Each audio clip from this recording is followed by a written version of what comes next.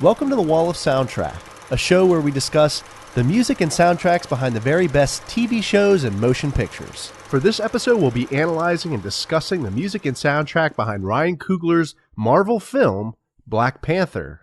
Black Panther is a Marvel film that was released in 2018.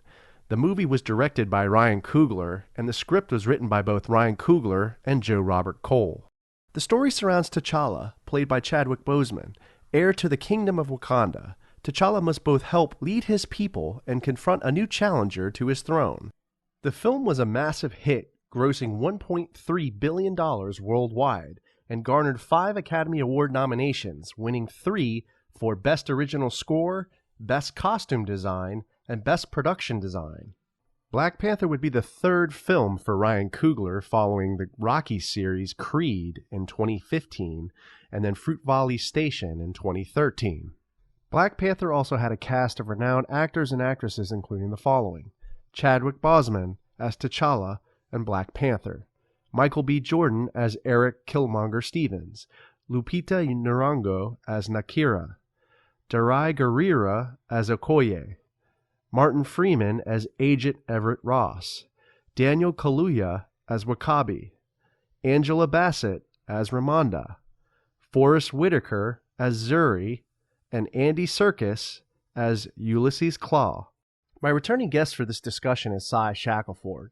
Cy is a writer for the entertainment commentary and review website Action A Go-Go. You can follow his articles on the website www.actionagogo.com, and you can also follow him on Twitter. His Twitter handle is @Shack_House83. I really enjoyed doing this episode with Cy. We had a blast, and we hope you enjoyed as well. Here's my discussion with Cy on the music and soundtrack behind Ryan Coogler's Marvel film, Black Panther.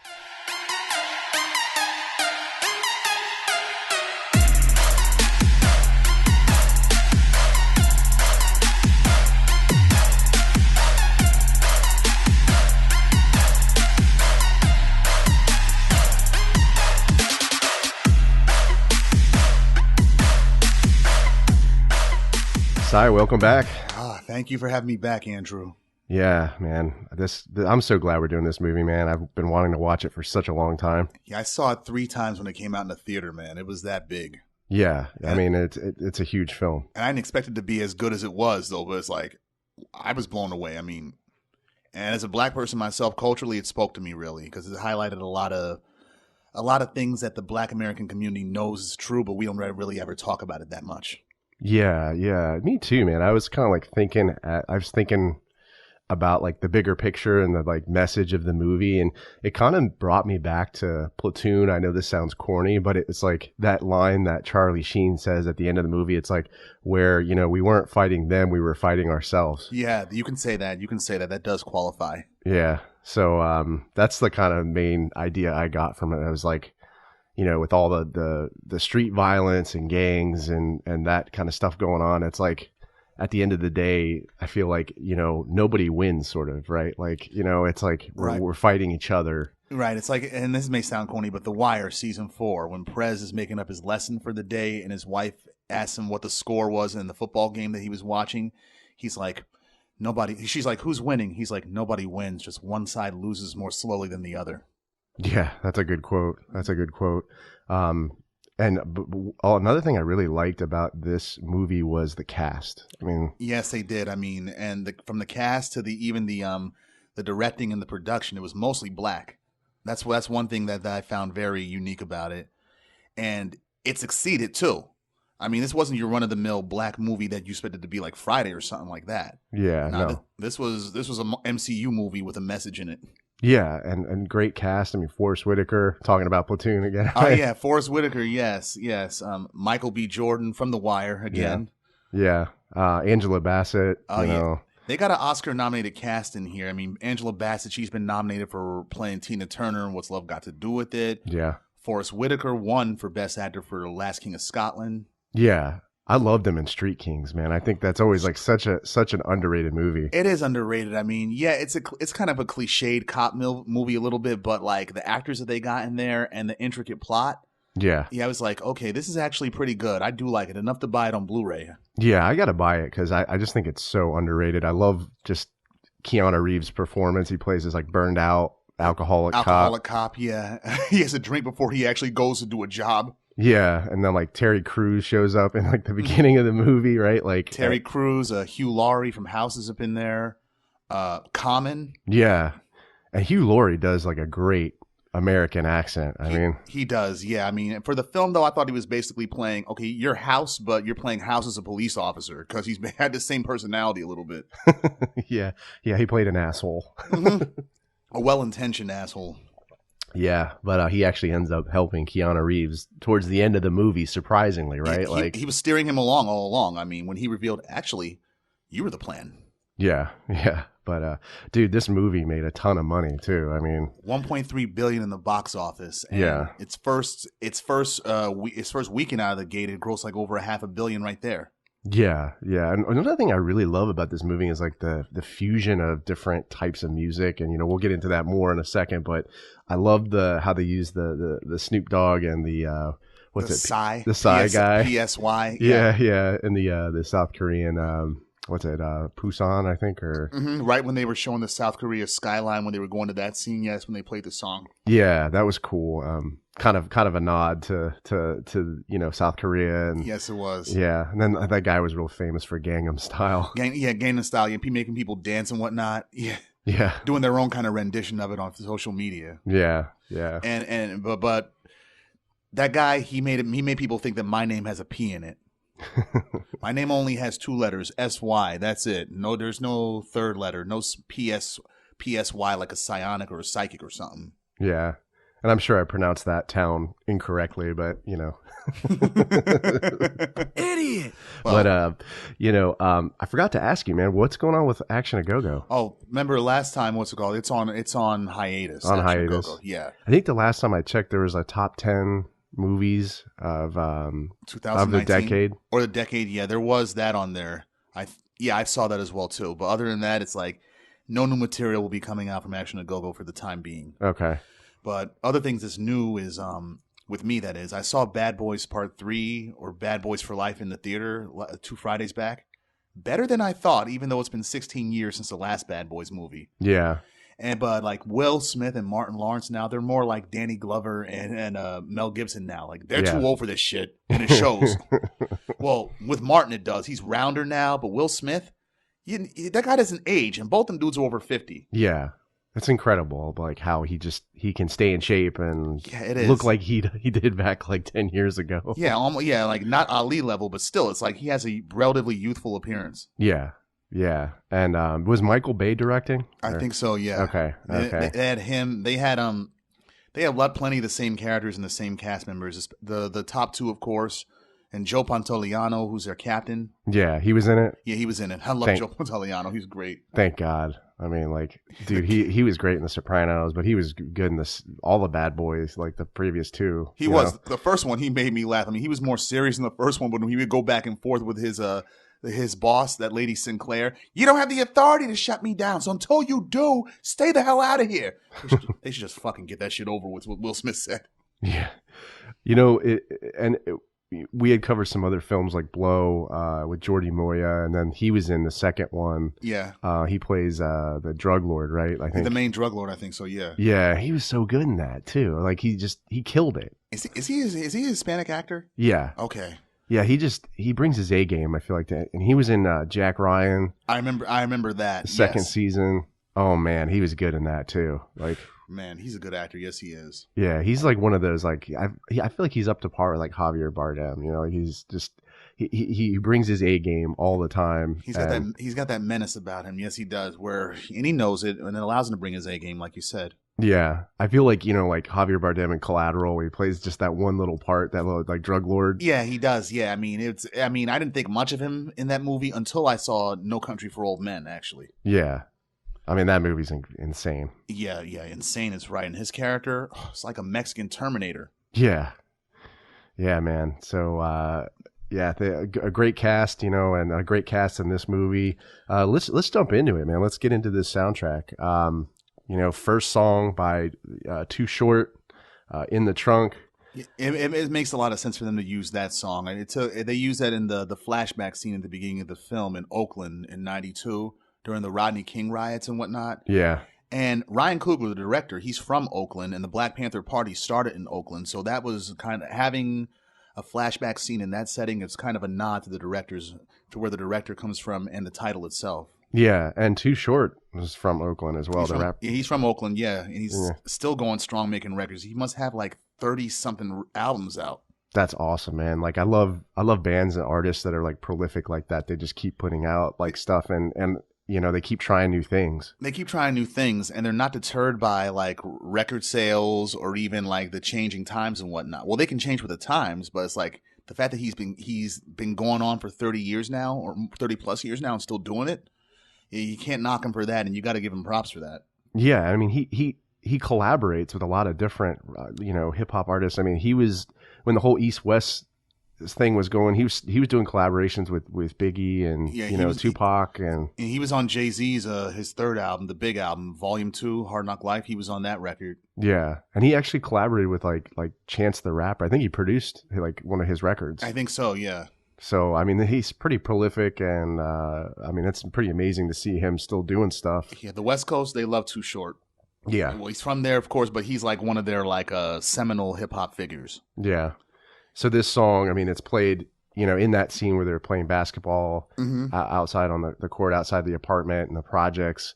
And I think it just fits so well with that scene. And you really get a taste of like how rough times were, you know, and they don't even have like a basketball net. I mean, it's like a little record crate. Yeah, like a record crate. Like taped to like the back of a wooden board or something. Yeah. And they made it work somehow. I've seen hood areas like that before. I'm like, they make it work. I played on those kind of same areas before too. It almost reminded me of like that scene at the end of Blue Chips where they're walking, like, but I mean, obviously it's not exactly the same, but where the kids are playing basketball and like he's walking through kind of a rough area. And he's getting an idea too, and the movie ends on that note. Yeah. So it kind of brought me back to that, but yeah, this scene was good. I mean, it was a good flashback scene, and considering how they cut it short deliberately, just kept you wondering, what the hell does this have to do with the rest of the film? Yeah. And then you find out later. It's like, that makes sense. That kid was Killmonger? Oh. Yeah, okay, now it makes a lot more sense, you know? It does, yeah. And the song is still playing even as it goes in the apartment itself, where we see the Rodney King riots taking place in that CRT television, a Super Nintendo console out there and whatnot. Yeah. I'm like, yeah, this is straight up 92. It is. And a Public Enemy poster in there. Yeah, that's what I was going to mention. I noticed that, you know, when the flashback, when Killmonger, he's like, he's talking to his like father. Yeah. And like he's like kind of walking through the apartment and you see the Public Enemy, like the poster right there. Yeah, his father was really, they mentioned in the film that his father, even though he's a Wakandan prince and basically a CIA sleeper agent for the country, coming to America and having that undercover assignment, it changed him, it radicalized him. So you see a lot of Huey Newton posters, Public Enemy, and how he's talking with his boy, James, in there, not knowing that James is really a Wakandan as well, too. Yeah. But like, what really struck me is, Sterling K. Brown from This Is Us plays Njobu, Killmonger's father, right? And what struck me in the film is like when the Wakandans start knocking on the door and James is like, it's these two Grace Jones looking chicks. They got spears. Let them in. You sure? They won't knock again. And as they walk in, he switches up his code and goes to his Wakandan accent. I'm like, yeah, what? That's a theme in the film, that code switching that people sometimes have to do, especially people of color. Like I know plenty of dudes that have like African parents who are from Africa, but their children were raised here.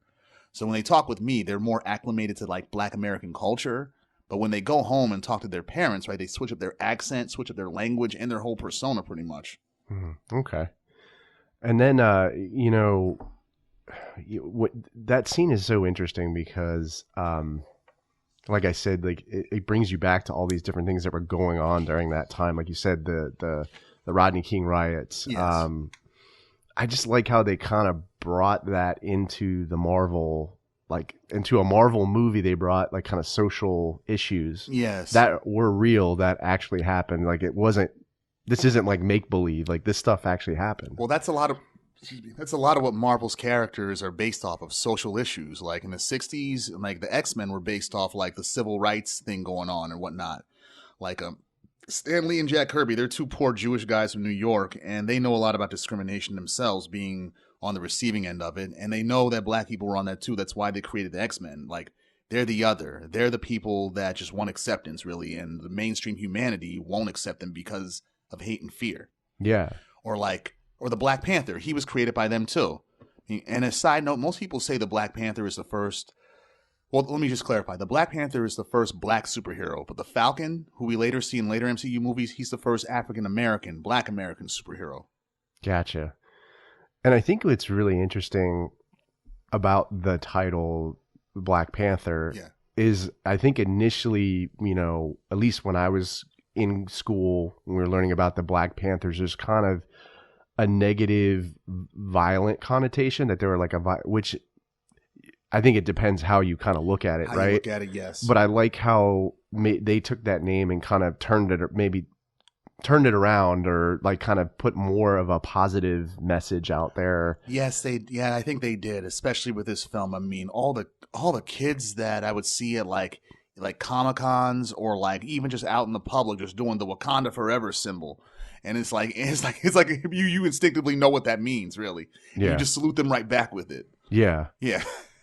And it's like a secret handshake. Yeah, and I think it's an interesting take on it, because I think, they always say it depends, history depends on who writes the history, right? The history book. And history is an interpretive discipline, but I see your point. Yeah, so I just like how they kind of took that name, which, like I said, like that group kind of, I would think people kind of have a aggressive, kind of violent, like, they have those connotations to it. Yeah, which may not necessarily be true, right? Right. And they kind of had a positive. They had a positive mission, the Black Panther Party. Yeah, but it's like because they were militant, black people, the mainstream America were apprehensive of them, quick to label them as aggressive, violent, but if they just look closer, they were more than that. Yeah, and it's almost like, remember in Ali with Malcolm X, right? Mm-hmm. Like, I think there was I think he was more aggressive than like Martin Luther King, right? He was, yeah. When he was with the Nation of Islam, he was way more aggressive, was talking shit about King, other civil rights leaders who he felt weren't doing anything. But then when he saw the hypocrisy in the Nation of Islam, Elijah Muhammad basically being a serial seed spreader, trying to have a kid in fertile grounds, as he says. Basically, he was fucking all of his young secretaries. Okay. And all the other members of the nation taking money as well too, buying themselves big houses. Malcolm X, that was the start of when he began to split from them. Yeah. So even going to Islam itself and making the pilgrimage to Mecca, he saw then and there that not all white people were bad. There were white Muslims, Asian Muslims there. He drank from the same cup as them, prayed with them, and it changed his outlook. Yeah. Yeah. So yeah, I like how this that they took it, they did a lot more, I feel like, with this film. And there's it makes you think, it makes you think about history, it makes you think about more than just like, the storyline and like Marvel like franchise. Right. It makes you think, dive a little deeper. It makes you kind of exercise your brain, which I think is a good thing. It does. Yeah. That's one thing I like. That's why I've always been more of a Marvel guy than a DC guy when it comes to collecting comics, because they add real world events into their continuity, and they find a way to make it as part of the story as well too. And they humanize their characters and their storylines pretty much. Give them real world issues along with real world personal problems. That's why I didn't really fuck with DC Comics way too much growing up. I mean, because the way they just look like gods, titans. Yeah. Superman, Flash, Shazam. Batman's the only one I actually think has more of a real world, something that could happen to anybody. His parents getting killed right in front of him. Right. But at the core of Batman, really, he's just a psychologically fucked up dude. Yeah. Yeah, it's like you watch your parents get killed and you dress up like a flying rat.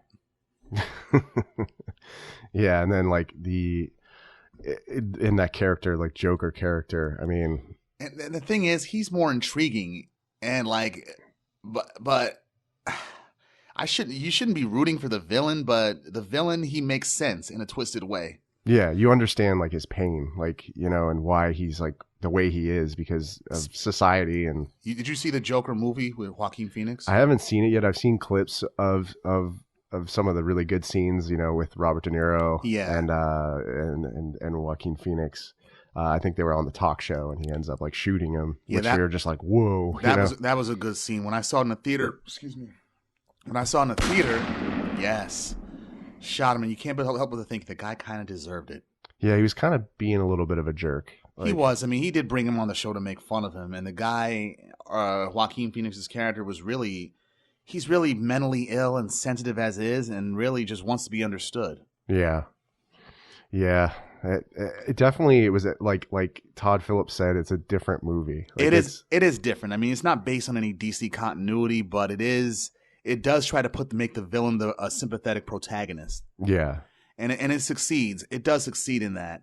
And it got Joaquin a long overdue Oscar. Yeah, he deserved it. I mean, he's just an incredible actor. Ever since he was a kid, like the movie Parenthood, I thought he was really good in that. Yeah. I loved him in Gladiator. I loved him in Walk the Line. Walk the Line is an incredible movie. I thought Signs was good. I thought he was good in that. I like that too. I just like that movie. It's got like a mixture of like a lot of comedy in it and like actual drama and like yeah, it does. I remember when I first saw it in the theater. When I first saw it initially, I guess because of the group I was with, I thought this movie is skimp. It's like Shyamalan is slipping. But then later, a few months later, when it came out on DVD, I bought it and Unbreakable, which I've gone on about how pissed I was when I initially saw that film. Yeah. But seeing them as an older teenager, I guess, and with newer eyes and without people around me to influence how I look at it, those were actually good films. Signs especially. Yeah. And I feel like he kind of had his like run there, M. Night Shyamalan, where he was on fire. Like the guy, he was just making great movies, like one after another, and then it kind of fizzled out with that one with Mark Wahlberg, right? Was it The Lady in the Water? Yeah. People say before that with The Village that came out in 2004 with Bryce Dallas Howard. Okay. But I'm like, Village wasn't all that bad actually. The twist that came in the middle of the movie had me thinking, wait a minute, am I still watching the same film? Yeah. Yeah. So I wanted to ask you about this title of this song, In the Trunk.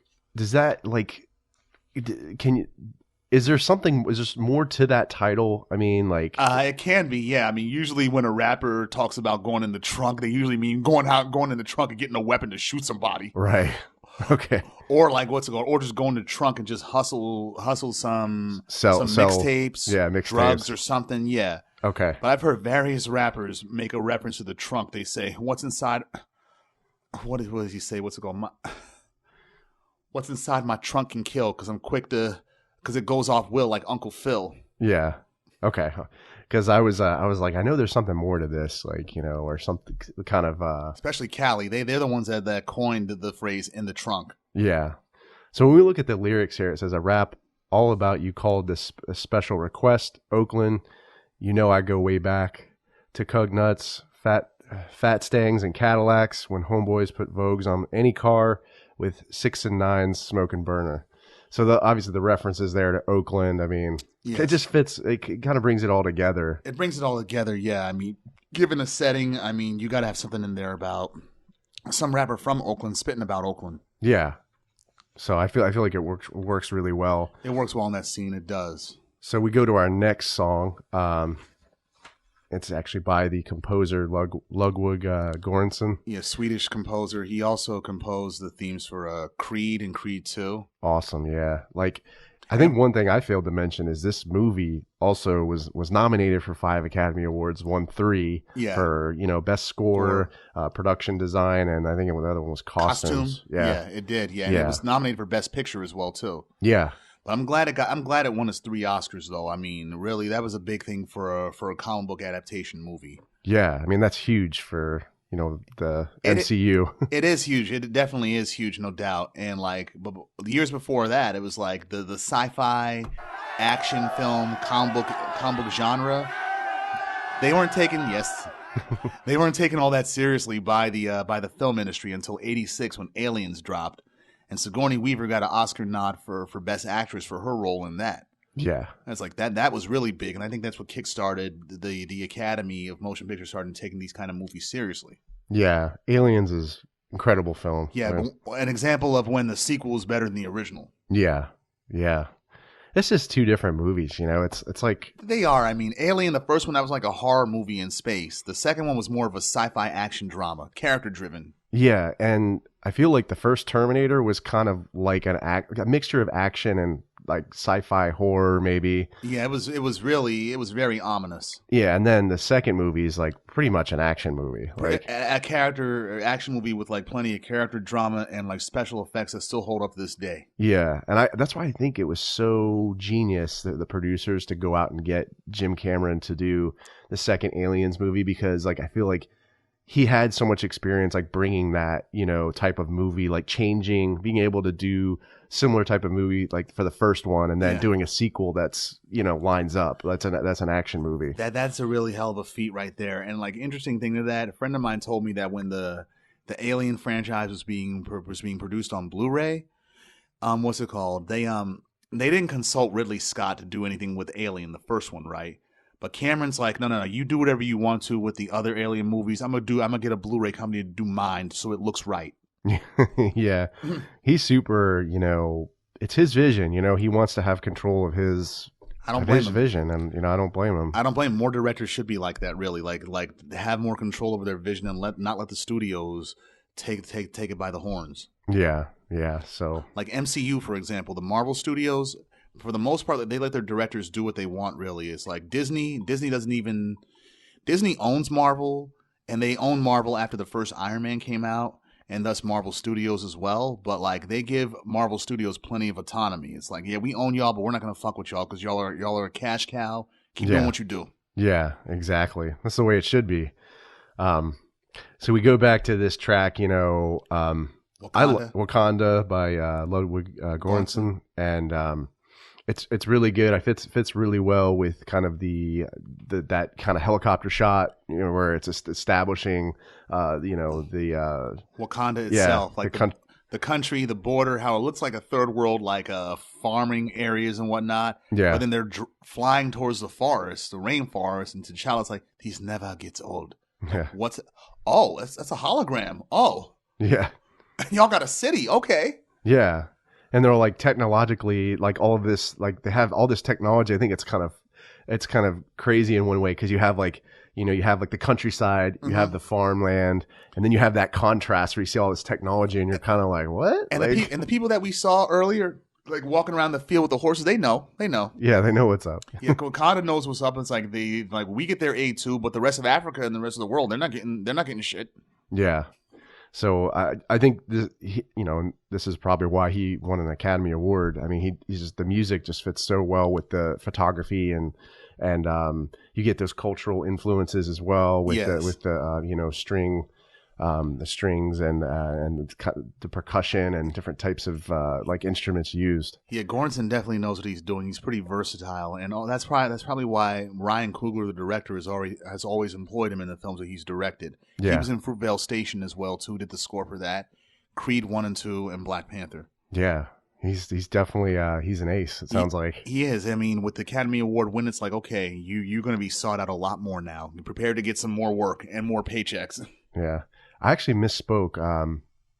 I apologize. It was actually this guy, Ludwig Göransson, who produced Chance the Rapper. Okay. Yeah. Not Too Short? Yeah. Okay, yeah. That's but Too Short, you know, definitely had a lot of production under his belt with some really heavyweight rappers. Oh, he does. He does, definitely. So we go to our next track, Idrissa Sumaro. I hope I pronounced that right. It's called Bear. Mm-hmm. And this is a really cool track too. It's played while they're T'Challa and the other character, Okoye, something like that. Okoye. They walk into the market. They're talking. The market scene was cool. It's like they got all these dudes, like it felt like New York City almost. People like trying to sell you shit out in the street. Yeah. But they got like cool technology, like holographic technology and handheld devices, food that they're grilling right for you out in the street. I'm like, this is dope. Yeah, it's cool. It was really cool. And what's really cool about this musician is he actually taught music to blind people. Oh yeah, to blind students. So, and then I kind of made a little mention of that, in our notes here. I was, there's a line of dialogue, and she says, I can't just turn a blind eye. I think that can't be coincidence. Yeah, it had to be. I feel like intentional. A very subtle nod. Yeah, and I feel like Coogler wrote the script too, right? I mean, yeah, Coogler and somebody else wrote the script. Yeah, yeah. So it's kind of cool backstory behind this artist, and I like how Coogler does that throughout the film. Especially with Too Short. There's like backstory behind that too, and how he kind of brings it together. He's like Jordan Peele's. Like everything in this film, it was deliberate and intentional. Yeah. And then this next track, I mean, Psy, Hangover, featuring Snoop Dogg. When they're in South Korea, yeah. The South Korean scene, the whole scene, and everything in there was dope. Yeah, it was awesome. I mean, like just like you see, this town at night, Mm-hmm. and the lights. It kind of reminded me of a film I saw called Black Hat with it was done by Michael Mann, the hacking movie. Did it come out in 2000s or before? It came out. It came out probably like 2 or 3 years ago. Okay. And but it's shot in like Malaysia, and like the lights they use. Who's in it? Oh man, I'm trying to remember. He's an Australian actor. He was in some Marvel. I'm trying to remember what his name is. Chris Hemsworth. Yeah, okay. He was in it. It was okay, but this definitely reminded me of that, like the photography and like the lights and how they looked, and and especially when they go inside the place, I'm like, this is Vegas, pretty much. Yeah. And another thing that scene was, what's it called? T'Challa, Okoye, and it's Lupita Nyong'o's character. We just said it. Ayo, I forget her name. Yeah. But they go in there and they're color coordinated, like red, black, and green. Yeah. I'm like that's deliberate. The African flag right there. Yeah. These like colors. These little, like subtle like things that he puts into the movie, I think are just really cool. I liked it when they walked through the what's it, the metal detectors, and then like that guy, what's it, Claw. Yeah, he walks through and like the alarm goes off because he's got that prosthesis. Yeah. Reminded me of that scene in The Matrix, remember, where like they walk through and it's like the alarm goes off and he's like, all them guns he's got in his trench coat. He's like, can you empty your pockets? And he opens his trench coat and he's like, holy shit. I'm empty my clips. Watch. Yeah. But then they walk in. They walk into. I'm sorry. This was like the establishing shot where this music's played. Oh yeah. Yeah, and where they show the skyline of South Korea. Yeah. The buildings. Yeah, and this was it was a good track. I like how they kind of mixed the different styles. You had Snoop Dogg hip hop, and then kind of mixing the South Korean kind of pop. I do like the genre bending that they did in there. It was dope. Yeah, but I mean it did look like a party town. I mean there's a casino there. Oh yeah, it did. Even the people that were on the street just like panhandling and hustling. It's like they know what they're doing. It's like, okay, you go behind closed doors. And it's like, okay. Y'all got a craps table, blackjack table. Yeah. And Stan Lee's have been there too, taking what T'Challa wouldn't take. I'm like, I'm already rich. I don't need to take that. Yeah.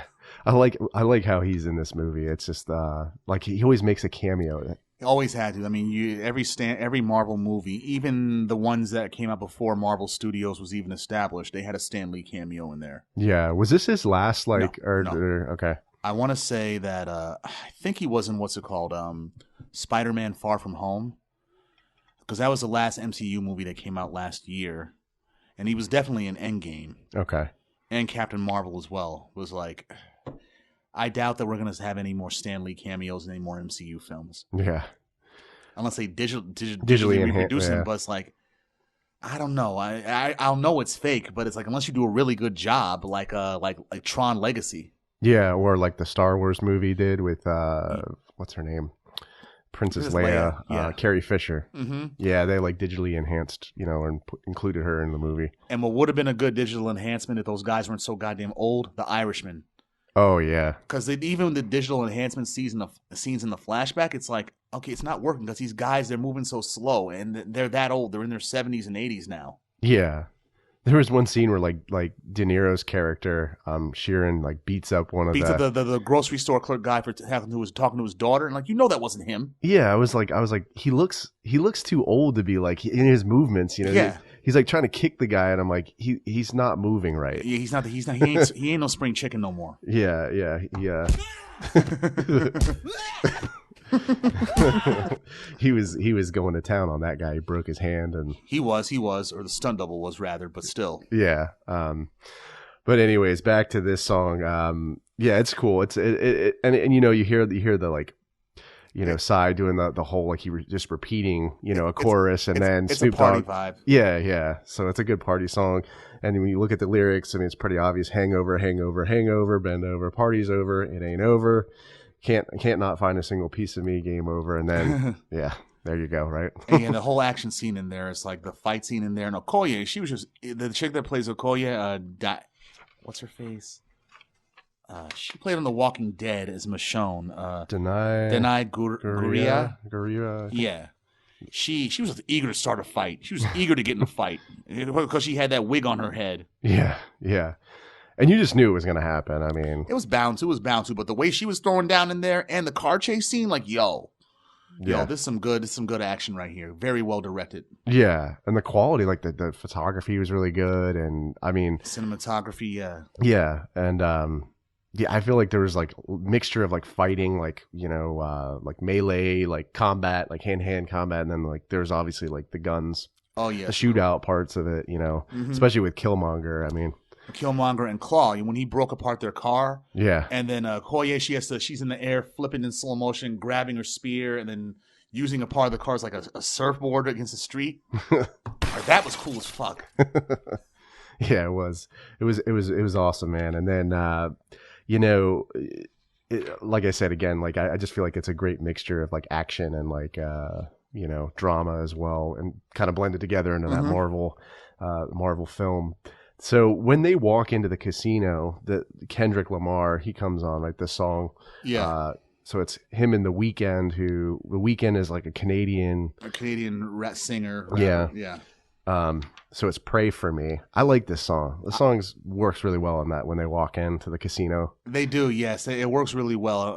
And this is in part what made me buy the soundtrack back in 2018. Yeah. I kept hearing this and the other song, All the Stars. They kept playing it incessantly in the gym, right? And then when my cousin Brian, when he sent it to me via Dropbox. I'm like, okay, I'll give it a listen at long last, even though I think those two songs were annoying as fuck. I listened to this whole album. It's like, oh my God. Then I called my cousin up, like, first and foremost, thank you and fuck you too. Like, why are you saying fuck you to me for? So because now I got to buy another CD for my collection. And it was worth it. It was worth it. It was worth it, though. Yeah. It was worth it. Mm-hmm. That's the bottom line, right? But I feel like there's a lot of like, build up in this song, kind of like to the next scene, which is that car chase, Oh, yes, most definitely. And the fight. And it's kind of like, yeah, pray for me because like shit's going down, right? Like, and plus it could also be looked at as like a foreshadowing for what we later learn about Killmonger. Yeah, exactly. It's like, I mean, that boy could use a prayer and a lot. Yeah. So, but yeah, he's like you said, he's all over. Kendrick Lamar is all over this soundtrack. Like he is, I think, and he helped executive produce it as well too. And the same year that the soundtrack came out, I think he got like a Nobel Prize award or something. Oh, really? Yeah, it was at the Kennedy Center. Okay. Yeah, Kendrick Lamar, he's done a lot of big things for music and hip hop. Although personally, I think his best album was 2012's "A Good Kid, Mad City." Okay. Yeah. I was reading up. I don't know as much about him, but I know he's considered like one of the most influential rappers out there. Like, he is considered one of the most influential. It's like he can rap, no doubt, especially when he has like a concept in mind. Because like "Good Kid, Mad City" was like a Tarantino movie with a splintered chronology all throughout the album. Really, it's like where does this song take? Where does the events in this song? Where do they take place at compared to the skit? Yeah. And somebody actually like put like an ordered version of the album on the internet like in 2013 of how the songs are supposed to go, how the album story is in chronological order. They split apart dialogue, split apart skits and whatnot. Nice. I'm like, thank you. This makes it easier for me to follow.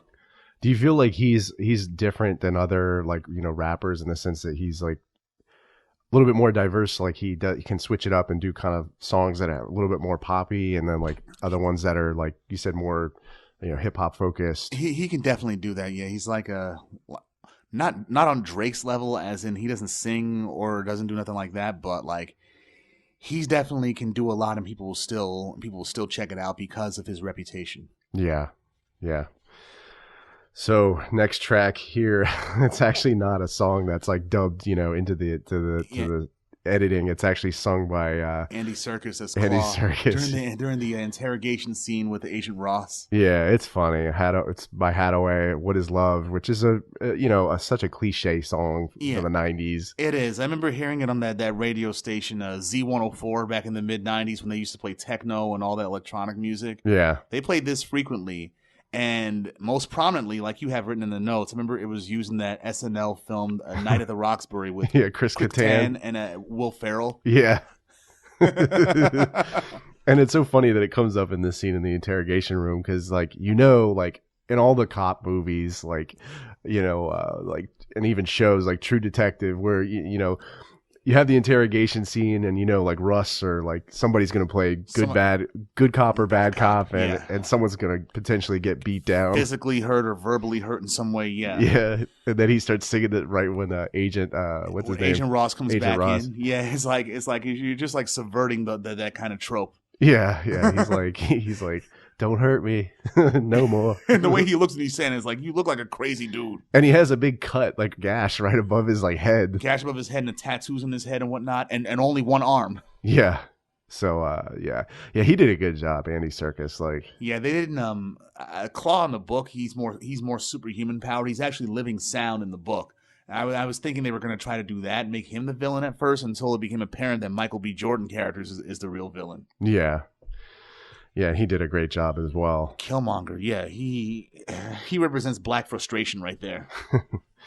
Destruction Boys. So the next track, Amunye, featuring Benny Maverick and Lada Mushinkisi, yeah. Yeah. I don't know much about them. Like, a lot of the people in the soundtrack I didn't know much about. I mean, Kendrick really outdid himself with this. Yeah. Yeah, and they're apparently a hip-hop group from South Africa. Yeah. Which I guess kind of just works really well with Clues or Claw. Is it Claw? Claw. Yeah, his character. Idiot. he's like Claw is like German or some kind of Scandinavian in the book. Ulysses X Claw. Yeah. I'm terrible at pronouncing names, as you can tell, but just Claw. Okay, Claw. In the scene, he shot. Agent Ross was shot by Killmonger's people. Yeah. Yeah. He had a spinal injury, and they play this song when they're trying to evaluate his prognosis in Shuri's lab. They bring him back to Wakanda against everybody's objection. Yeah. And then they help him out. They heal him up, and and Shuri's reaction to it, that's a nod to them having to take care of James Buchanan Barnes, the Winter Soldier. Okay. Shuri, when she sees him bringing them in, she opens the sheet and looks at him and says, "Oh, great, another wounded white boy, broken white boy for me to take care of. This is going to be fun." Yes, lots of great humor in this movie. It is a lot of good humor. Yes, it is. Yeah. Like when she called him a colonizer, do not sneak up on me, colonizer. Colonizer. Oh my gosh. That's funny. I mean, you had black people calling white people that jokingly sometimes after the film too. I mean, it's died down in the past 2 years since then, but it was going on. Yeah, there's all that like subtle humor, And also, speaking of which, I mean, I'm not trying to go back to the last song, but when you mentioned SNL, like "What Is Love" being prominent in the SNL movie, in 2018 when SNL had Chadwick Boseman hosting, and they had a bunch of parodies of Black Panther. The one scene they had that was funny as hell was when they showed what happens when black people and white people, after they go see Black Panther, the black people are all like, "Oh, I loved it, bro. Man, Wakanda forever. Salute, son. No doubt." And then they had Pete Davidson come out. "Bro, did you see that movie Black Panther? I love it. Wakanda." Oh my gosh. Called it Wakanda and tried to do the Wakanda salute, but looked like a white guy trying to hump a car. That's funny.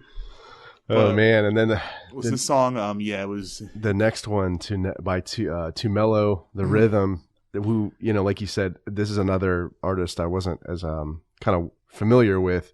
Yeah. But it's played when Agent Ross he wakes up in Shuri's lab. Yeah. And has recovered. Tumelo, it's like I want to say it's like faith or belief, like you just wrote right here. And what's interesting is because when he mentioned in the scene that, how am I alive? I mean, bullet wounds don't magically heal overnight. They do here, but not by magic, technology. Yeah. And I swear, man, I would have liked if Shuri, Letitia Wright's character, if she would have teamed up with Tony Stark somewhere. I mean, they're both tech savvy as fuck. Yeah. And they're both deadpan, witty snarkers. Yeah. There's lots of good humor, man. Yeah. And those two together, like you said, that's like... I mean, those two together would be cool as fuck, too, because of their mutual interests. I mean, I thought Doctor Strange and Tony Stark sniping back at each other in Avengers Endgame, I thought that was cool. Yeah. But this would have worked, too. Yeah. And this was more like would you feel like this was more like an R&B kind of like... Yeah, because the soundtrack did have some R&B on it, definitely. I mean, even with the R&B mixed with the hip-hop tracks, there were some solo R&B tracks as well, too. Yeah. But this was a good one. I don't think you actually like hear like lyrics. They just play the instrumental. They play the instrumental as Ross wakes up and asks questions about the vibranium technology that later becomes like a Chekhov's gun near the end of the film when they had the final fight. Yeah. And then the next, I was going to say, speaking of which, Ludwig Göransson, his soundtrack. I mean, in between this song, Tumelo's song, and the rest of the songs in the film. I mean, the rest of the scores in the film, like the ancestral plane scene for both T'Challa and Killmonger. Those were so, especially Killmonger's. The score was just so somber in his case. Yeah. And even the scenes were markedly different. Like when T'Challa, when he becomes king, goes to the ancestral plane, he's in like an African savanna with a purple sunset, right? Yeah. And talks to his father peacefully. And he has his ancestors waiting for him too, both times when he goes to the ancestral plane. Yeah. But Killmonger, his music, is just so fucking sad, man. It's like he's of royal blood, right? Right. But because he doesn't have any, because his lineage, because he was raised American, and his father was killed from him too soon, it's like when he goes to the ancestral plane, what it is for him is that apartment that he found his father's dead body in and that he was raised in.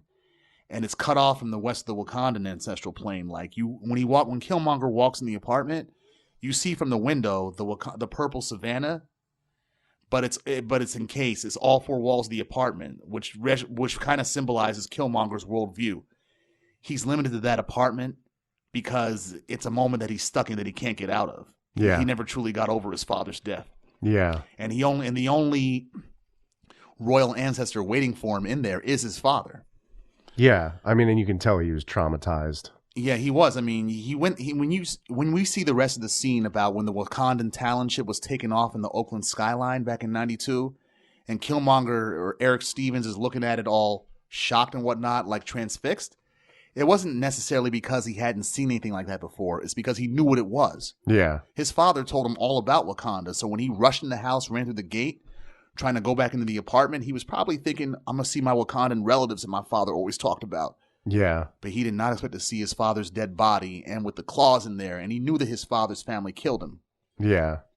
Because he knew that they were meeting with him, right? Well, he didn't know they were meeting with him, but when he saw the ship take off, yeah, he knew they were there. He knew they were there. Yeah, his father schooled him about Wakanda. Even gave him that vibranium lip tattoo when he was a kid. And that, I think, explains a lot of the anger from Killmonger's character. And also a deleted scene. Oh, actually, not deleted scene, but more like what Coogler revealed about that flashback scene. Yeah. Because remember when N'Jobu and Zuri were talking about, they looked like they were planning a heist in the beginning of the film. Yeah. Like a robbery. It wasn't a robbery. They were trying to break N'Jobu's wife, Killmonger's mother, out of jail because she got imprisoned for a crime that she didn't commit. Okay. So when N'Jobu gets killed by his brother and James and Zuri just take off, Killmonger's mother dies in prison and he's left by himself. Oh, okay. Yeah, so he has a lot to be angry about, not just because of his family getting killed. Right. not just because of his father getting killed, and like him knowing that Wakanda is out there, but they knew he was out, and they knew he was in Oakland too, but they never came for him. Yeah. But because of all the hardships that he endured being a black kid on the streets of Oakland. But he grew out of it. I mean, like they said in the film, he went to MIT when he was 19, then joined the military. Yeah, Navy SEALs. Navy SEALs, a JSOC unit. Yeah. Yeah, it's like he had a lot to be angry about because and in light of his background, you kind of sympathize with the character. Yeah, it makes a lot of sense. I mean, especially when you see how skilled he is with like weapons, and he's got all the scars. Each one of them was for a kill, he said, and Michael B. Jordan said there must have been like 1,000 of those prostheses put on me. I'm like, damn, Killmonger killed that many people. Damn. Yeah. They made it look real, though. I mean, they made like with that's probably why they won the Academy Award, because the costume and production design were awesome. Oh yeah, when he kills Claw and he shows him, I ain't worried about no brand. Check these out. Each one of these is for a kill. But then when he goes to fight T'Challa in the waterfall scene, you see him like all over his body. Yeah, it's like, how many people have you killed? Yeah, but that shows that even though he's not necessarily the sociopath that one would lead a killer like people to think a killer like him is. Because at the very least, if he remembers the people that he killed and scars his body, then on some sense he must have some level of remorse. Yeah. Yeah, it's like some sort of self-mutilation. It is, yeah, like African scarification, which is what it's reminiscent of. Yeah. Like, because you see a lot of that in the film. Like Daniel Kaluuya's character, Wakabi, who's T'Challa's best friend, he has tribal scars in his face. Yeah. Many ones, but still. Was he in Sicario? Yeah, he was, what's-her-face's... partner, right? Partner, yeah. Emily Blunt. Yeah. Yeah. And they're both English, playing Americans in that film. Yeah, Macer and I forget the other guy's name. I forget his name, too. But he was good. He was good, and his star rose. He got Academy Award nominated for Best Actor for Get Out next year. Yeah. Yeah, that was Jordan Peele's Peele's first film that he wrote and directed. Yeah, and that was a good film too. Yeah, that's awesome, man. He gets nominated he won, right? He won an Academy Award for that film. Peele won the Oscar for Best Original Screenplay. Yeah, oh, that's incredible, man. The guy's on fire. First shot out of the gate too. I mean, he's 2 for 2 with Get Out and Us, and he wrote and he co-wrote the screenplay for the upcoming Candyman film too. So I can't wait to see what his take on the character is. That's gonna be crazy. It is. I mean, Peele, he's a smart dude, especially when it comes to like American culture, African American shit and whatnot. He really knows what the fuck he's talking about and knows how to turn things on their head. Like in Us, with Hands Across America from '86. I mean, he turned that into like a bloody tethered death grip. Yeah. Yeah. Dude, I'll have to see Get Out. I heard really good things about it. It was good. I mean, it was just like how everything was deliberate in Black Panther, everything was deliberate in Get Out and Us as well too. Plenty of visual Easter eggs and gags that you won't catch the first time. What was Us about? It was more about Get Out was more about race, but Us was more about like American privilege, like the haves and have-nots. Okay. And even though he uses like a black protagonist for both films, really, Us was less about race and more about class. Okay, gotcha. Yeah, so the next track by Mozzie, Sleepwalking. Oh yeah. When the movie is bookended by going back to where it started. Yeah. That Oakland basketball court, but present day, and like you see the record crate and the wooden board is still there, but now they got a real hoop. Yeah. Mm-hmm. And then it's played when T'Challa is on the basketball court with Okoye. And sister Shuri. Or Shuri, sorry. Why did you bring me here? I thought when we were going to Oakland or California, you were talking about Coachella. And then he reveals, this is where our dad killed our uncle. And then Shuri really takes it seriously. She's like, they're tearing this building down. Good. No, they're not tearing it down. I bought it. And that one. And this one. Yeah. Yeah, we're gonna bring Wakanda to the world. And with your science, you're gonna bring the science center right over there. I love this.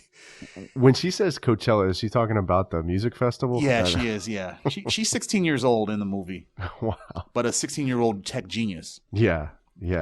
And when they bring the Wakandan talent, they when it was cloaked on the basketball court, they uncloak it, and the kids are like, "Yo, what is that? It's like a spaced out Bugatti right there, son. Sell it on eBay." Bugatti. Yeah, I mean, and this song is just really, I think it just fits so well, in the setting. But it's kind of when you look at the lyrics,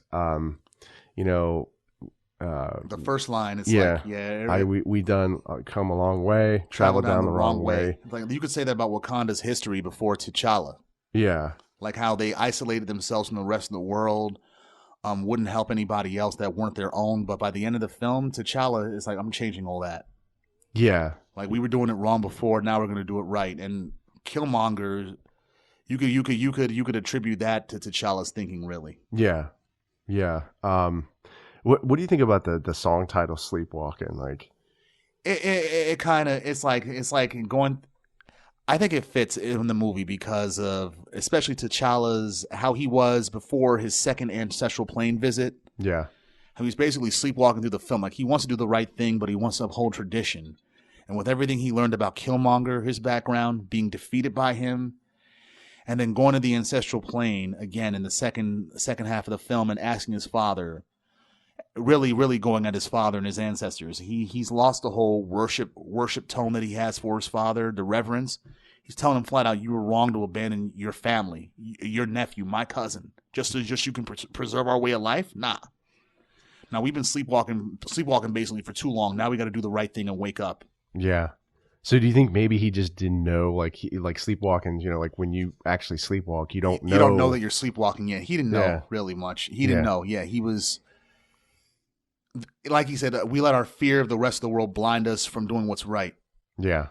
I like that. I like that message, like that kind of subliminal message that he ties in there using that song. And at the UN too. I mean, given that this movie came out during Trump's presidency, and I think it had some jabs towards him, like only fools build walls. Yeah, I mean, yeah. It's crazy, man. You know, it's also crazy times. You know, what's also crazy though is some people thinking that Wakanda is a real place. I'm serious though. I mean, one kid, he was shown to like actually give a whole presentation on Wakanda, right? And the kids in the audience were laughing. Oh boy. But the teacher thought it was a real place. What is this Wakanda? This sounds very interesting. Oh boy. And when she learned about it, she learned it was fake later on. But I'm like, was that before or after you gave him his grade? Idiot. Which I hope was an A. Because he's got an A for being able to pull that kind of deceit on the teacher. Yeah, it's crazy, man. Like you have all these, it's like with the wall, back to the wall thing. It's like, it's crazy because, like I know Trump was a big Reagan fan, and he's like, I'm going to put up this wall. And what did Reagan do? He said, tear down this wall. Yeah. So it's like, it's just crazy. That's like, Republicans, they like have this reverence for Ronald Reagan, right? But then they do all this stuff that he probably would have been against. Yeah, it's kind of crazy. We live in crazy times, though. Indeed, we do. Coronavirus, etc., all that. Yeah, it's chaos, right? Chaotic world that we live in. Yes, it is. Speaking of which, I got these scars. Yeah. All right, man. So we go to the last song, Kendrick Lamar, All the Stars, played at the ending credits. Yeah, again, this is another good one. Lots of Kendrick Lamar all over the soundtrack. And this is like the biggest hit from the soundtrack too, but they saved the best in the movie. They saved it for last. They played it at the start of the ending credits. Yeah. Yeah. And like you said, it reflects the, relation to T'Challa and Koye. I forget her name. Lupita Nyong'o's character. Okay. Yeah. And he's in love with her, and even all the other people, even the Wakandan general, Okoye, she teases him about it. Do not freeze when you see her. I never freeze. And he's talking with her. He wants her to stay in Wakanda and not be a war dog spy. But by the end of the film, he gets what he wants. Yeah, yeah. I mean, like you throughout the film, you kind of feel like there's this tension. Yeah, he likes her. He likes her. Yeah. Yeah, he wants her to stay. And he flirts with her continuously. Yeah. So it was nice to kind of see that come together. Yeah, it's like you're a king, but you're also a man. So don't deny that. And the lyrics are about love too. Like when you look at the lyrics, it says love. Let's talk about love. Is there anything and everything you hope for? Mm-hmm. Or do the feeling haunt you? And the feeling haunt you. And like what's it called? More of like a love or unity between Black Africans and Black Americans too. Yeah. Because like I said at the beginning of the podcast, like this movie touched on things that Black Americans know, but no one wants to talk about. Like, yeah. Like I've known the Black Africans that look down upon me because I'm Black American. You're not really African. like and things like that, and treat me a certain way. And plenty of Black Americans have had that experience too. But like, we're not all that much different, really. Culturally different and sociologically, yeah, we are. But at the end of the day, white people will bust my head just like they'll bust your head too. A white cop, anyway. You know, I think it makes you think of, like you said, these things that maybe you weren't as aware of, you know, in society and culture. So I think that's what's really so genius about this movie. And the ghettos that are in America too, and the children that grow up in them. Killmonger's character reflects that. Yeah, and like I was saying before in the beginning of the podcast, like, you know, we weren't fighting them, we were fighting each other, right? Like that's kind of what it is. Yeah, that's one thing. Especially with the black aspect of the film. Yes. So yeah, I know they're doing a second one, right? They're going to be doing one. They are doing a second one. I mean, this film grossed $1.3 billion. Yeah, they got to do a second one, and they kind of alluded to what might happen to it in Avengers Endgame. Yeah, there's a scene in there where they talk about the waters under Wakanda. They are raging right now. I'm like, water? Wakanda? Prince Namor, maybe? The Submariner who rules Atlantis. I'm not going to say Marvel's version of Aquaman. I'm just going to say DC's Aquaman, that's their version of Prince Namor because he was out years before Aquaman. Okay. Yeah, so, and he's a ruler of an underwater kingdom, so it's like if they pit him against T'Challa, that'll be a good film as well, too. And it could be a good way for Marvel to finally bring their mutant characters into the Marvel MCU. Yeah. Do you think it's going to, like, stick, you know, to the story continuity of the character? And yeah, they're not gonna disregard continuity, but I also think it'll be a different story. Yeah. I don't think they're gonna bring Killmonger back because he died at the end of the film, and though people loved him, yeah, and Wakanda probably does the technology that could revive him, it's like just don't bring him back, and if you do, give him a scene on the ancestral plane. Yeah. Yeah, and I'm sure it sounded like Michael B. Jordan was like, you know, super enthusiastic about that film. I'm sure he'll try to come back if, you know, the opportunity presents itself. He's a comic book fan and a reader too, so yeah, he was definitely enthusiastic, especially when it came to playing a villain. Yeah. And he was and personally I think he was one of the MCU's best villains. I mean, Tom Hiddleston's Loki was dope, but Michael B. Jordan's character is like a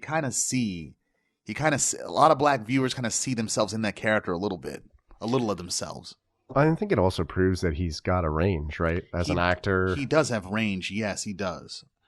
I mean, one friend of mine told me that he felt like he's a good actor, but he felt like he was playing more of a caricature, like a stand-in for Black America. I'm like, not so much really. I mean, they gave him character development.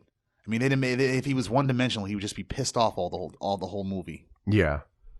Which he kind of is, but it's tranquil. Like when we first see him in the film, well, his adult version in that museum, and he's talking to that English lady who was supposed to be the expert on all those artifacts, and when he schools her about the one that she thought was from Benir or whatever, and says it's from Wakanda. Yeah. And then he's like, "Not for sale. How do you think your ancestors got these? You think they paid a fair price? You think they took it just like they take everything else?" Jeez. Like, okay. Like, whoa. And then she's like, security, like, you got all the security watching me, but you wouldn't even check what you put in your body. That's when she gets the message and then starts choking right there. Yeah. Yeah. He is really, like, his career is like exploded. I mean, he was, I just remember seeing him on The Wire as Wallace. Yeah. And his character, he became like a subject of a bunch of memes, like, where the fuck is Wallace? But with D'Angelo, Larry Gilliard's Jr. face on there, though. Yeah, yeah. Like, where's Wallace? I mean, that's as big of a question as what does Marcel's look like or where's Waldo? Yeah. So there's a bunch of songs that, you know, are on this soundtrack that aren't in the film. You know, Kendrick Lamar had a couple, you know. More than a couple. A lot. He did, yes. Some of them could have been included in there. Like one song, I think it was... it may have been X or King's Dead, I think it was, where he juxtaposes himself in the chorus by saying, "I am T'Challa, I am Killmonger." Yeah. And then, you know, Khalid, The Ways, that song, I actually thought that was like, for a second, I was like, is that DJ Khalid or it's a different artist? Khalid, yeah. The other one, DJ Khaled. Khaled, sorry. We the best. Idiot. I can't pronounce names, but yeah. So yeah, a lot of good songs on here. Like I said, Kendrick Lamar, he's all over it. Vince Staples, that was a surprise. Anderson .Paak is not really a surprise at all. He's from the West Coast. Okay. Yeah. So I mean, and this soundtrack did well, right? I mean, it did really good. The soundtrack at least went platinum. Yeah, I mean that's incredible for soundtrack, right? Like, well, it was incredible for an album in general, considering album sales these days. Yeah. Like where like a ringtone, do they even do ringtones anymore? Or a Spotify song can go platinum, but the album won't even go gold. Yeah, ringtones they still do, and I'm wondering if they get like any royalties from that. That's an interesting question. They do. I think they do. Like at first they probably didn't, but like considering the digital, the legislation or laws regarding digital media and digital intellectual property, I think now they finally do. Yeah, well that's good. At least they get something. It is good. It is good that although I do praise Napster and all MP3 and streaming services for finally. For making it easier so people want to physically haul all their music collection around. Yeah. Even though I still collect physical media. Yeah, I still have CDs in my car, and sure, I got CDs in my car right now. I'm not going to stop CDs until they actually physically discontinue them. Yeah, and I do records as well. I LPs, and I have a record player, and they're bringing back cassettes. Really? Yeah, that was. I mean, between vinyl and CDs, cassettes just felt really more clunky, impractical. Well, not impractical, but it's like you got to keep stabbing the fast forward button if you want to get to song 5 if you have a cassette player in your car. You want to get to song 5 with a CD, just press it 5 times or a few times or less than that. Yeah, there's more work, I feel like, with a cassette. Yeah, it's like automatic and stick shift. Well, you can thank Guardians of the Galaxy for cassette tapes coming back, right? Like maybe, yeah. But now with the second one, when they had a Microsoft Zune, maybe they can bring that back, new and improved. Well, hey man, thanks for doing this. This was awesome. Oh, you're welcome, bro. Had a great time. We'll have to do another Marvel soundtrack soon. And, we're definitely doing Guardians Volume 3 when that comes out. Yeah, I'm sure that's going to make a pile of money as well. Oh, yeah, it definitely will. Because even though I thought the soundtrack cost more than the movie, was like half the movie budget itself, if not more, they recouped. Yeah.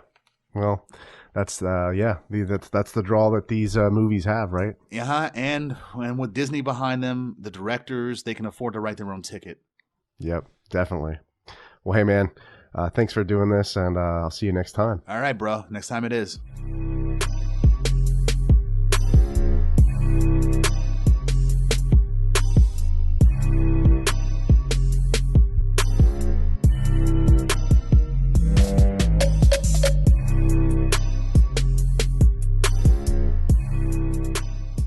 This podcast is available on my YouTube channel, RoadTunes Reviews. It's also available on iTunes, Spotify, SoundCloud, Stitcher, and other major podcast distributors as well.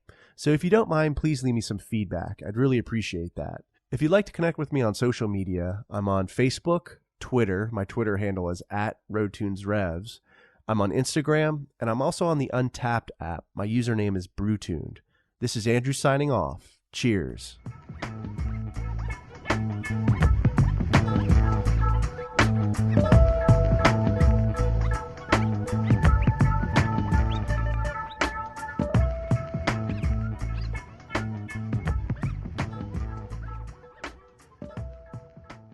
If you enjoyed this video, please subscribe to the channel and follow RoadTunes Reviews on Blogger, Twitter, Facebook, and Instagram.